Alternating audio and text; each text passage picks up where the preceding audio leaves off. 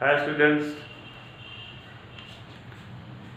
अभी आपने देखा कि मैंने कल आप लोगों को एक नया टॉपिक बताया था और आज हम आपको एक नया टॉपिक बताने के लिए चल रहे हैं जिसका नाम है फर्मेंटेशन, किण्वन। इसको हम फर्मेंटेशन बोलते हैं, किण्वन बोलते हैं। किण्वन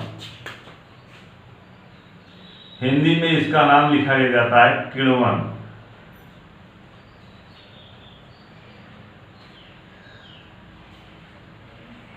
किण्वन इसको कहते हैं। जो आप लोग यहाँ पर शब्द देख रहे हैं फर्मेंटेशन, ये जो इम्पोर्टेंट टॉपिक मैंने बताया कि मैं अपने कॉदरी कोचिंग क्लासेस के माध्यम से जो आपको हम बता रहे हैं, इस बात का ध्यान रखिएगा। मैंने कहा था आपसे मैं पर डे एक नया टॉपिक बताऊंगा, तो आज हमारा नया टॉपिक चल रहा है फर्मेंटेशन, किण्वन, जिसका सीधा सा अर्थ होता है फर्मेंटेशन शब्द ही यह एक लैटिन भाषा के ग्रीक वर्ड से बना हुआ है। लैटिन भाषा से, जिसका अर्थ होता है, लैटिन भाषा से जो लिया गया वह है फर्मेंचर। फर्मेंचर मीन्स होता है to boil. To boil means होता है जैसे उबलता हुआ सा। मैं एक एग्जांपल आपको दे रहा हूं। आटे को ले लीजिए, शाम को उसको गूंथ दीजिए, उसमें पानी ज्यादा मात्रा में हो, थोड़ा सा ढीला आटा हो, उसको वैसे रख दीजिए आप। सुबह आप उसमें थोड़ी सी खमीर डाल लीजिए, ईस्ट। अगर आप उसको डाल दे रहे हैं सो फार सो गुड, अच्छा है।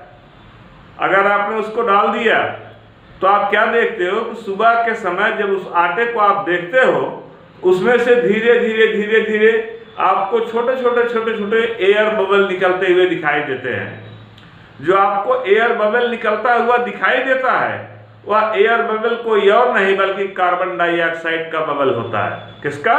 कार्बन डाइऑक्साइड का बबल होता है।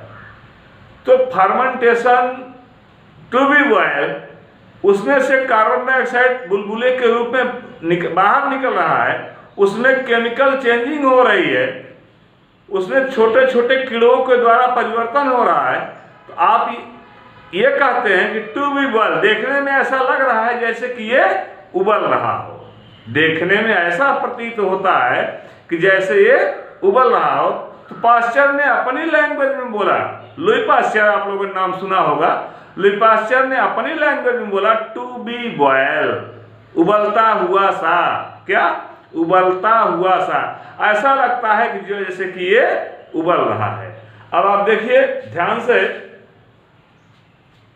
कुछ सूक्ष्म जीव होते हैं, कुछ ही माइक्रोपैथोजेंस होते हैं, सूक्ष्म जीव होते हैं, जिन सूक्ष्म जीवों की उपस्थिति से यह क्रिया उत्पन्न होती है। और जब ये सूक्ष्म जीव इसमें क्रिया को प्रारंभ करते हैं तो वह यौगिक एक नए यौगिकों में बदल जाता है।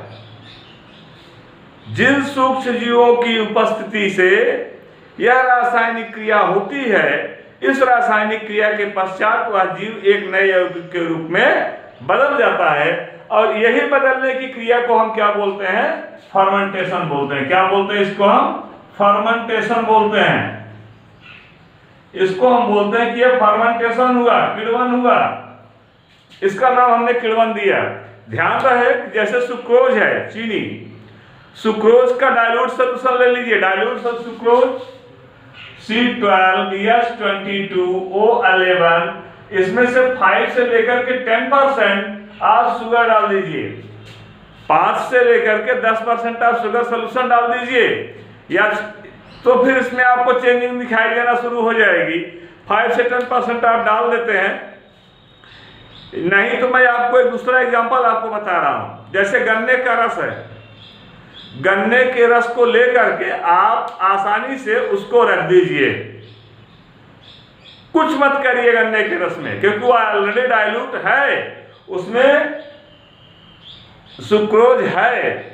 अगर उसमें सुक्रोज है तो उसमें कुछ सूक्ष्म जीव ऐसे उत्पन्न हो जाते हैं जिससे आप 2 घंटे 3 घंटे पश्चात आप देखेंगे, देखने के पश्चात आपको ये लगेगा कि इसमें से थोड़े थोड़े छोटे छोटे जो है हवा के जो है बुलबुले निकल रहे हैं, एयर के बबल्स निकल रहे हैं। और इस एयर के बबल के निकलने में तो मैंने भी अभी आपको बताया कि जो बबल निकल रहा है वो बबल किसका होता है? कार्बन डाइऑक्साइड का होता है। जो एयर बबल निकल रहा है वो कार्बन डाइऑक्साइड का होता है। तो इसलिए हम देखने में तो हमको ऐसा लगा जैसे उबल रहा हो, क्योंकि उसमें से एयर बबल निकल रहे होते हैं, लेकिन जब वो उबलता नहीं है, उबलने की क्रिया उसमें दिखाई देती है। इसलिए हमने कहा कि यह जो है टू बी बॉयल, उबलता हुआ सा, ऐसा लगता है कि जैसे ये उबल रहा है, उबलता हुआ हमें प्रतीत होता है। तो आइए देखते हैं हम कुछ जो है, कभी कभी ऐसा भी होता है कि कुछ ऐसे भी यौगिक होते हैं जिसमें आप खमीर को डाल दें या अन्य किसी पदार्थ को डाल दें, तो अन्य किसी पदार्थ को अगर आप उसमें डाल देते हैं, अन्य किसी भी पदार्थ को उसमें आप डाल देते हैं, तो डाल देने के पश्चात देखते हैं कि उसमें यह क्रिया थोड़ा सा तीव्र हो जाती है। लगता है कि तेजी के साथ उबल रहा है, नहीं, बल्कि उसमें रिएक्शन जो होता है उसका, वो ये किण्वों के द्वारा जो रिएक्शन होता है वो तेजी के साथ होने लगता है। अगर ये किण्वन का रिएक्शन तेजी के साथ होने लगता है तो हम कहते हैं कि अब तेजी के साथ उबल रहा है, नहीं, उबलता नहीं, बल्कि वो रिएक्शन की गति क्या होती है, वो बढ़ जाती है। जैसे मैं एक एग्जांपल ले रहा हूँ आपको दिखाने के, आपको बताने के लिए कि जो इसमें जो है छोटे छोटे किण्व हैं वो किस प्रकार से डिकम्पोजिशन का, अपघटन का रिएक्शन करते हैं और किस प्रकार से जो है वह तोड़ने का काम करते हैं। आइए देखते हैं। सबसे पहला एग्जांपल हम आपको ले रहे हैं किण्वन का, फर्मेंटेशन का। पहला एग्जांपल देखिए ध्यान से, बहुत ही ध्यान पूर्वक देखिएगा। जैसे हमने सुक्रोज को लिया, किसको लिया?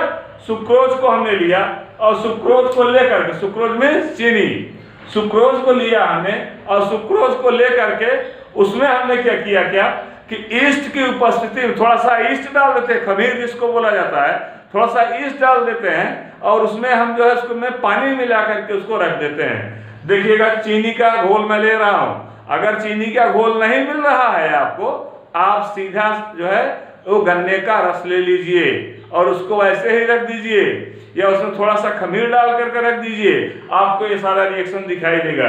अब आप देखते हैं, हम ले रहे हैं C12H22O11, C12H22O11, यह हो गया सुक्रोज। क्या हो गया? सुक्रोज हो गया, यह सुक्रोज हो गया। और इस सुक्रोज में हमने किया क्या कि पानी को मिला दिया, वाटर को मिलाया हमने प्लस H2O। इसको मिलाने से अब जो इसमें ईस्ट वर्क कर रहा है, इसमें जो हमने किण्व डाला है वह ईस्ट है। क्या है? ईस्ट है। ईस्ट के द्वारा क्या किया इसने, जो ईस्ट इसमें हमने मिलाया है वह ईस्ट ने इसको डिकम्पोज कर दिया, तोड़ दिया।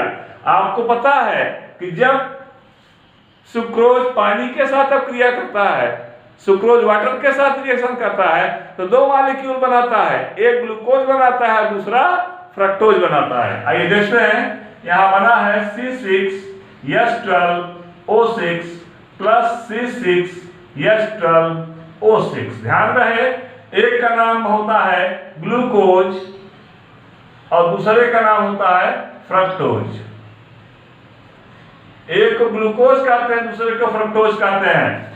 एक को ग्लूकोज, दूसरे को फ्रक्टोज, दोनों के फार्मूले सेम, दोनों के फार्मूले सेम। अगर ग्लूकोज का हमने लिखा, ग्लूकोज क्या होता है? एल्डोज शुगर होता है। इस तरह से आप देखिए CHOH CHOH CHOH CHOH at last CH2OH, ये हो गया आपका ग्लूकोज। क्या हो गया? ग्लूकोज हो गया। इसको हम ग्लूकोज बोलते हैं।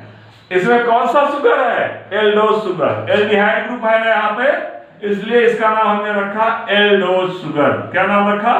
Aldose sugar. और दूसरा हम लेते हैं, जस्ट इसी के अपोजिट क्या दिया गया, फार्मूला सेम है, फार्मूला सेम है, लेकिन फंक्शनल ग्रुप का डिफरेंस होता है। अगर वो ग्लूकोज है तो उसमें उसका फंक्शनल ग्रुप एल्डिहाइड होता है, एल्डोज शुगर बोला जाता है। अगर वही फ्रक्टोज हो जाए तो उसमें उसका फंक्शनल ग्रुप कीटोन होता है, इसलिए इसको एल्डोज शुगर बोला जाता है, एल्डोज शुगर बोला जाता है। और जो दूसरा आप देख रहे हैं, देखिए CH2OH, C double bond O, single bond CHOH, single bond CHOH, single bond CHOH, single bond CH2OH। अब आपने क्या देखा, दोनों जगहों पर ये फ्रक्टोज है, इसको हम फ्रुक्टोज बोलते हैं, फ्रुक्टोज। इसका जो फंक्शनल ग्रुप है वो कीटोज शुगर है। आपने क्या देखा, एक एल्डोज शुगर होता है, दूसरा कीटोज शुगर होता है। तो यह एक ऐसा टॉपिक है जो सूक्ष्म जीवों की उपस्थिति से रासायनिक क्रियाओं के परिणाम स्वरूप अपने आकार को, अपने यौगिकों की संरचनाओं को, अपने यौगिकों के जुड़ने की क्रियाओं को जो है वो बदल देता है। अर्थात कहीं कहीं पर इनमें जुड़ने की क्रियाएं तीव्र हो जाती हैं और एक बृहद मॉलिक्यूलों का निर्माण कर लेता है। क्लियर, एक बृहद मॉलिक्यूलों का निर्माण कर लेता है। तो आइए देखते हैं अब, जैसे दूध का खट्टा होना, दूध से दही का बनना, और जो है दूध से पनीर का बनना। आप लोगों ने देखा होगा, दूध को रख दिया जाता है तो कुछ समय पश्चात वह स्वयं फट जाता है। जब फट जाता है तो कहते हैं कि इसमें कोई न कोई क्रिया हो गई। यदि आपको कभी दूध को फाड़ना हुआ, आप उसमें जो है साइट्रेट मिला देते हैं, नहीं तो आप जो है अगर साइट्रेट नहीं मिलाते हैं तो उसमें थोड़ा सा आप लोग जो है कुछ न कुछ ऐसे खट्टे पदार्थों को मिला दिया जाता है जिससे कि दूध फट जाता है। और जब ये दूध फट जाता है तो फट जाने के बाद उसमें से ऊपर जो है वो थक के जैसा स्कंदित हो जाता है, और उनको हम अलग करके उसको एक साथ एकजुट करके उससे हम जो है पनीर बना लेते हैं। तो ये क्रिया जो होती है पनीर बनाने की क्रिया, दूध के खट्टे होने की क्रिया, दूध से दही के बनने की क्रिया, ये सारी क्रियाएं क्या होती हैं, इन सारी क्रियाओं को कहा जाता है कि ये किण्वन की क्रियाएं हैं। क्लियर, ये सारी क्रियाएं बोला जाता है ये किण्वन की क्रियाएं हैं। अब आप देखिएगा, अब मैं अगला पॉइंट आपको बताने चल रहा हूं कि किण्वन के लिए अनुकूल परिस्थिति क्या होती है। किण्वन के लिए अनुकूल परिस्थिति क्या होती है? अनुकूल परिस्थिति, एडाप्टिव सिचुएशन। एडाप्टिव सिचुएशन क्या होती है? पहली सिचुएशन को हम लेते हैं टेम्परेचर को, टेम्परेचर को लेते हैं। ध्यान रहे कि किण्वन के लिए बहुत ज्यादा ताप की आवश्यकता नहीं होती है। किण्वन के लिए 25 से लेकर के 30 डिग्री सेंटीग्रेड, कितना 30 डिग्री सेंटीग्रेड टेम्परेचर का होना बहुत ही जरूरी होता है। टेम्परेचर ध्यान से सुनिएगा आप लोग, किण्वन के लिए जो टेम्परेचर होता है 25 से लेकर के 30 डिग्री सेंटीग्रेड होता है। अगर टेम्परेचर का अमाउंट, टेम्परेचर की मात्रा, टेम्परेचर इससे कम हुआ तो कम टेम्परेचर पर भी किण्व नष्ट हो जाएंगे और अधिक टेम्परेचर पर भी किण्व नष्ट हो जाएंगे। इसलिए टेम्परेचर को हमेशा मेंटेन रखना चाहिए। कभी कभी हमारे घर की माताएं हैं, हमारे घर की बहनें हैं, और आप लोगों ने देखा होगा कि गन्ने के रस को ले जाकर के ऐसे जगहों पर रख देती हैं जहां पर टेम्परेचर बढ़ा हुआ मिलता है, तो वो अपने आप जो है वो सिरका उबल जाता है और कहते हैं कि मेरा पूरा सिरका खराब हो गया। ऐसा कुछ नहीं है, सिरका नहीं खराब हो रहा है, वह सिरके के बनने का प्रक्रम धीरे धीरे चल रहा है और माइकोडर्मा एसिटी नामक बैक्टीरिया उसको धीरे धीरे डिकम्पोज करता है। तो यह प्रक्रिया धीरे धीरे चल रही है। यह अधिक टेम्परेचर पर जो है वो नष्ट हो जाए, किण्व इसके नष्ट हो जाएंगे।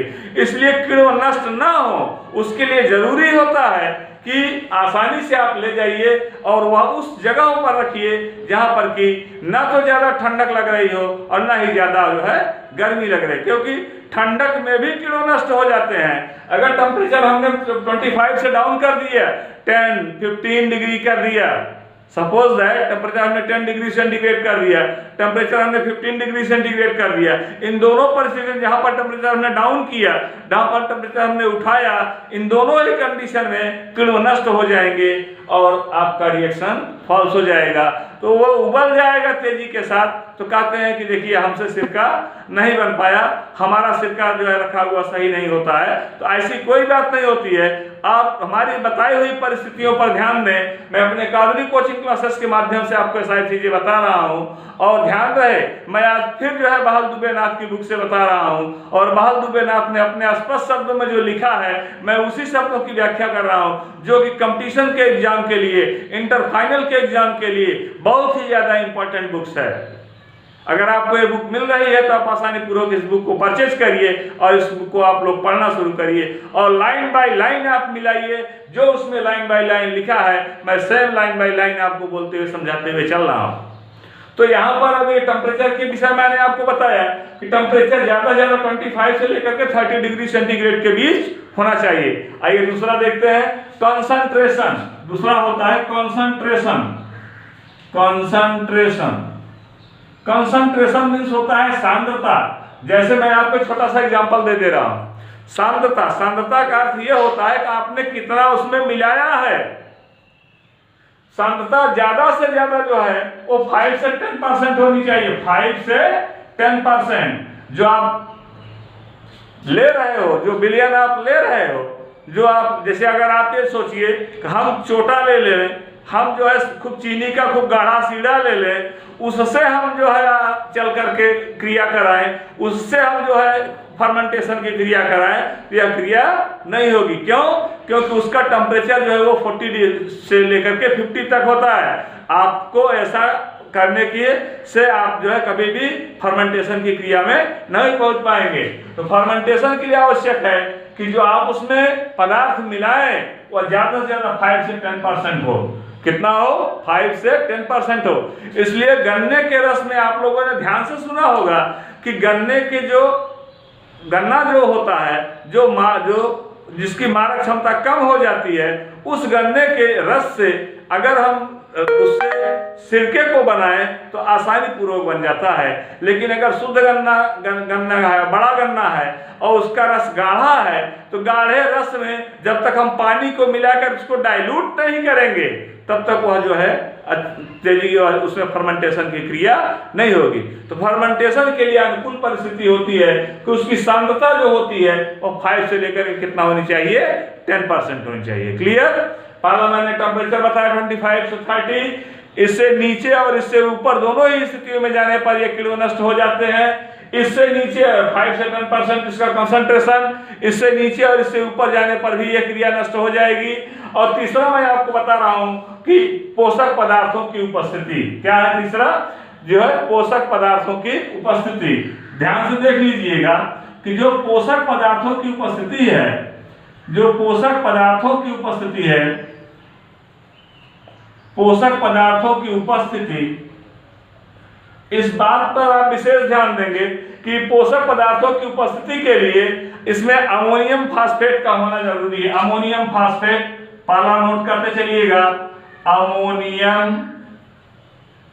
अमोनियम फास्फेट ये होता है। अमोनियम फास्फेट भी मिलाया जाता है, अमोनियम सल्फेट भी मिलाया जाता है। अमोनियम सल्फेट, अमोनियम फास्फेट आपने मिलाया, अमोनियम सल्फेट आपने मिलाया, या ऐसे नाइट्रोजनी मटेरियल, नाइट्रोजिनस मटेरियल। कौन से मटेरियल? Nitrogenous material. ऐसे नाइट्रोजिनस मटेरियल को मिलाइए कि इस मटेरियल को मिला देने से यह क्रिया जो है आसानी पूर्वक हो जाएगी। तो पोषक पदार्थों की उपस्थिति का होना अनिवार्य है, लेकिन इसकी मात्रा भी वो लिमिट होनी चाहिए। इसकी मात्रा जो लिमिट होनी चाहिए, कितनी होनी चाहिए? 5 से 10% पर। इससे ज्यादा कर दिया जाए अथवा इससे कम कर दिया जाए, दोनों ही परिस्थितियों में किण्व नष्ट हो जाते हैं। यह किण्वों के द्वारा, अति सूक्ष्म कीटाणुओं के द्वारा, कीड़ों के द्वारा चलने वाली क्रिया होती है। और इस क्रिया को अगर हम ध्यान में रखें तो आसानी पूर्वक जो है बनता रहता है, किण्वन की क्रिया होती रहती है।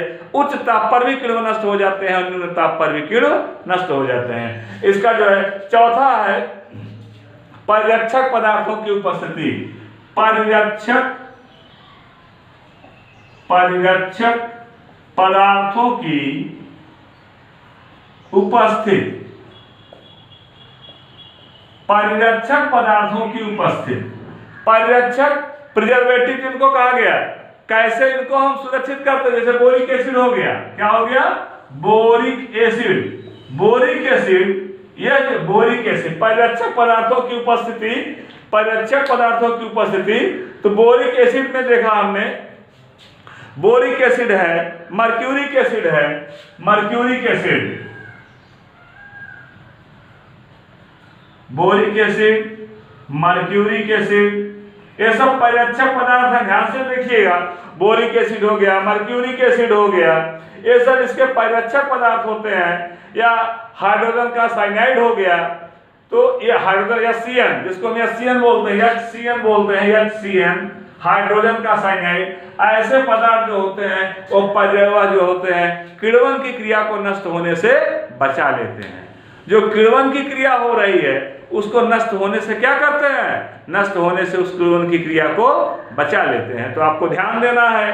और लास्ट पॉइंट हम आपको बताने चल रहे हैं इसका, ये हो गया टेम्परेचर पहला पॉइंट, कंसंट्रेशन हो गया दूसरा पॉइंट, और पोषक पदार्थों की उपस्थिति ये हो गया तीसरा पॉइंट, ये हो गया चौथा पॉइंट। आइए पांचवें पॉइंट पर ध्यान दिया जाए कि पांचवा पॉइंट क्या होता है जिसके द्वारा जो है हम आसानी पूर्वक अपने किण्वन की क्रिया को नष्ट होने से बचा सकते हैं आसानी पूर्वक। तो वह होता है वायु की उपस्थिति, न presence of air, presence of air, PRESENCE, presence of air, presence of air, वायु की उपस्थिति। वायु की उपस्थिति में, वायु की उपस्थिति कैसे भी हो लेकिन वह उपस्थिति किण्वन के लिए अनुकूल होती है। वायु की उपस्थिति सदैव किण्वन के लिए अनुकूल होती है। ऐसा भी मैंने नहीं कहा कि आप किण्वन तब हो जब आंधी आएगी, किण्वन तब हो जब हवा ही नहीं चलेगी, नहीं। किण्वन के लिए वायु की उपस्थिति का होना आवश्यक है। धीमी गति से आप, जैसे इस समय आप हम और आप नॉर्मल वे में सांस ले रहे हैं, तो who has seen the wind, नजर आई ना रही हो, हवा किसने देखा है, ना मैंने देखा है ना आपने देखा है, but we are feel it, हम इसका अनुभव करते हैं। जब हम इसका अनुभव करते हैं तो अपने अनुभव के द्वारा हम यह जान लेते हैं कि यह किण्वन की क्रिया इसमें चल रही है। और हवा का तेज होना, हवा का तेज होना भी किण्वन की क्रिया को नष्ट कर देता है, और हवा का मंद होना भी किण्वन की क्रिया को नष्ट कर देता है। तो हवा की समान मात्रा अगर बनी रहेगी तो किण्वन भी समान रूप से होता चला जाएगा। तो इसलिए मैंने इन पांच पदार्थों को, पांच जो है इंपॉर्टेंट पॉइंट्स को बताया, जो आप लोग भली भांति इसको जान लीजिए, समझ लीजिएगा। किण्वन के लिए जो मैंने एग्जाम्पल दिया उसको भी आप लोग ध्यान से देखिएगा। और जो मैंने किण्वन के लिए अनुकूल परिस्थिति बताया, अनुकूल परिस्थिति मैं एक बार फिर हिंट दे देना चाहता हूं आपको। तो अनुकूल परिस्थिति में 25 से लेकर के 30 डिग्री सेंटीग्रेड तक अगर टेम्परेचर है तो किण्व आसानी पूर्वक वर्क करेंगे। इससे कम ताप अथवा इससे अधिक ताप पर किण्व नष्ट हो जाते हैं। कंसंट्रेशन के लिए मैंने बताया आपको कंसंट्रेशन 5 से 10% का होना चाहिए। इससे कम ताप पर अथवा इससे अधिक ताप पर किण्व नष्ट हो जाते हैं। पोषक पदार्थों की उपस्थिति मैंने बताया, अमोनियम फास्फेट है, अमोनियम सल्फेट है, नाइट्रोजिनस कंपाउंड है। ऐसे कंपाउंडों को मिला देने से पोषक पदार्थों की उपस्थिति बढ़ जाती है। लेकिन ज्यादा अथवा कम मिलाएंगे तो पोषक पदार्थों की उपस्थिति में परिवर्तन आ जाएगा, और ऐसी स्थिति में जहां पर ये परिवर्तित हो जाएंगे वे सब पदार्थ जो है वो नष्ट हो जाते हैं। और जो है चौथा मैंने बताया परिरक्षक पदार्थों की उपस्थिति। अगर बार बार ये नष्ट हो जा रहा है, किण्वन की क्रिया नहीं हो पा रही है, ये जो है गन्ने के रस से सिरका नहीं बन पा रहा है, आप करते क्या है, उसमें थोड़ा सा बोरिक एसिड मिला दिया जाता है। थोड़ा सा आपने बोरिक एसिड मिलाया, थोड़ा सा आपने मर्क्यूरिक एसिड मिलाया, हाइड्रोजन साइनाइड थोड़ा सा मिलाया, यह क्या करता है, यह परिरक्षित कर देता है। क्या कर देता है, परिरक्षित कर देता है। अगर इनकी भी मात्रा को बढ़ा दिया जाए अथवा इनकी भी मात्रा को घटा दिया जाए तो परिरक्षण की क्षमता भी धीरे धीरे समाप्त हो जाती है। परिरक्षण की क्षमता भी धीरे धीरे समाप्त हो जाती है। तो यह रहा जो है किण्वन के विषय में अनुकूल परिस्थितियां। आइए थोड़ा सा हम आपको किण्वन को समाप्त करने से पहले हम इसके विचारों पर अध्ययन कर लेते हैं कि प्रारंभ में इसके क्या विचार थे और आधुनिक में इसके क्या विचार हैं। तो सबसे पहले किण्वन के विषय में हम आपको बताना चाहेंगे कि शुरुआत के समय में किण्वन के विषय में अगर किसी ने बताया तो साइंटिस्ट लुई पास्चर ने बताया था। लुई पास्चर जिनके एक्सपेरिमेंट को आप लोगों ने जो है जिनके एक्सपेरिमेंट को आप लोगों ने जो है बायोलॉजी में पढ़ा होगा कि 1860 में का 1860 में इन्होंने जो है किण्व के विषय में बताया था, किण्व के विषय में बताया था, जिसका नाम है फर्मेंचर न, फर्मेंट बोलते हैं इसको, किण्व, फर्मेंट बोला किण्व। एक किण्व क्या होते हैं? एक किण्व वही अति सूक्ष्म जीव है जो किण्वन की क्रिया को जो है अपनी एक्टिविटी में लाने का काम करते हैं। अगर किण्व नहीं है तो किण्वन की क्रिया नहीं होगी, किण्व नहीं है तो किण्वन की क्रिया नहीं होगी। जैसे घर में आप देखे होंगे सिरका जब बनकर के प्रिपेयर होता है, बनाया जाता है, सिरका जब बनता है तो ऐसी बनने की परिस्थिति में आप क्या देखते हो? आप ये देखते हो कि सिरका तो बना, लेकिन जब उसको आप सिरका रख देते, गन्ने के रस को रख देते हैं 2 से 3 महीने के अंदर जो है, या 28 से 30, 2 से 2 महीने के अंदर उसको जब बाहर ले आते हैं तो उसको जब निकाला जाता है उसमें काफी मोटी सी जो है एक लेयर बनी हुई होती है। उस लेयर को आप बाहर निकालते हो, उसमें ढेर सारे लाखों करोड़ों छोटे छोटे कीटाणु आपको देखने को मिलते हैं जो उसमें टहलते रहते हैं, अति सूक्ष्म जीव उसमें टहलते रहते हैं। तो यही जीव जो है इन्हीं को किण्व कहा जाता है। अगर ये जीव नहीं रहेंगे तो किण्वन की क्रिया नहीं होगी। तो इसी प्रकार लुई पास्चर ने कहा कि यह एक वाइटल प्रोसेस है। क्या प्रोसेस है? वाइटल प्रोसेस है, वाइटल प्रोसेस है। तो बिना वाइटल प्रोसेस के यह जो है क्रिया नहीं होगी। ये तो पुरानी अवधारणा रही कि किण्वन के लिए वाइटल प्रोसेस का होना बहुत ही जरूरी होता है।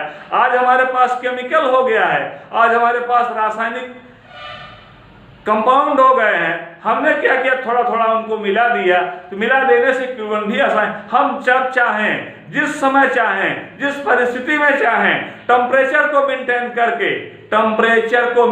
करके किण्वन की क्रिया को आसानी पूर्वक करा सकते हैं। यह आवश्यक नहीं कि गन्ने के ही सीजन में किण्वन की क्रिया हो, नहीं, आप किण्वन की क्रिया को किसी भी समय कर सकते हैं, बशर्ते ध्यान रहे किण्वन की जो शर्तें बताई गई हैं, इन शर्तों को आप पूरी तरह से ध्यान में रखें। अगर आप इन शर्तों को पूरी तरह से ध्यान में रखते हैं तो किण्वन आसानी पूर्वक संभव होगा। अगर इन शर्तों को ध्यान, यह तब का विषय बताया गया, लुई पास्चर ने बताया जो है 1860 में, 1860 में लुई पास्चर ने बताया था। और आधुनिक विचारधारा जो हो रही है, आधुनिक विचारधाराओं में बताया गया कि किण्वन जो होता है वो एंजाइमों की उपस्थिति के कारण होता है। किण्वन किसके कारण होता है? किण्वन सदैव एंजाइमों की उपस्थिति के कारण होता है। अगर एंजाइम उपस्थित नहीं है तो किण्वन की क्रिया जो है वो नहीं होगी। मैं आज इसी के साथ कुछ पीडीएफ फाइल भी आपके पास भेजूंगा, जिस पीडीएफ फाइल में किण्वन जो के प्रोसेस को लिखा हुआ मिलेगा। आप लोग जरूर इस बात को ध्यान में रखेंगे, जरूर इस बात को देखेंगे कि वास्तव में किण्वन है क्या और किण्वन की क्रिया होती क्या है। जितना भी किण्वन के विषय में मैंने बताया, ये सारी चीजें बहुत ही इंपॉर्टेंट हैं। तो आप देखिए कि किण्वन एक उच्च अणुभार के नाइट्रोजन यौगिक होते हैं। जो आप लोगों ने देखा, जो मटेरियल बना है, जो बना आधुनिक विचारधारा के अनुसार